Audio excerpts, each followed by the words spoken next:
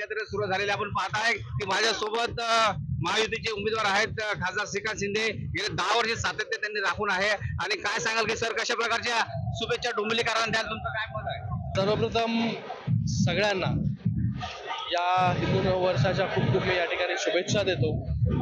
हे नववर्ष सगळ्यांना सुखाचं, समृद्धीचं आणि भरभराटीचं जावो. या नवीन वर्ष लोक वेगवेगळे संकल्प करतात, त्यांचे संकल्प पूर्तीत होते त्या ठिकाणी हो. आणि हे या स्वागत यात्रेचं 26वं वर्ष आहे. गेले 10 वर्ष मी या स्वागत यात्रेमध्ये सहभाग घेतोय. मोठ्या उत्साहामध्ये लोकांनी देखील याच्यामध्ये सहभाग घेतलेला आहे. तरुणाई मोठ्या प्रमाणामध्ये जे आहे त्या स्वागत यात्रेमध्ये सामील झाले. नक्कीच या ठिकाणी आहे ग्रामदेवतेचा आशीर्वाद, या ठिकाणी आहे लोकांचा आशीर्वाद आहे.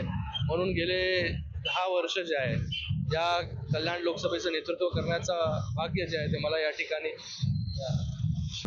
सांस्कृतिक शहराची शोभायात्रा जी आहे ही सांस्कृतिक शहराची ओळख आहे. सगळ्यात अगोदर शोभायात्रा जी आहे ती डोंबिवलीमधून जी आहे ती या ठिकाणी सुरू झाली आणि त्याची परंपरा गेली 26 वर्ष हे शहर जे आहे हे असंच पुढे घेऊन जात आहे. 100 वर्ष या मंदिराला झालेले आहेत. शताब्दी महोत्सव वर्ष जे आहे तो या ठिकाणी आपण साजरा करतो. शताब्दी वर्ष साजरे केले जात आहे आणि डोंबिवलीकरांचा सांस्कृतिक शहरातून ही जी भव्य यात्रा जी निघाली आहेत तिचा आनंद हा द्विगुणित आहे आणि लोक हा उत्साह साजरा करीत आहेत. कॅमेरामॅन कल्पेशसह मी किशोर पगारे, जय महाराष्ट्र न्यूज, डोंबिवली.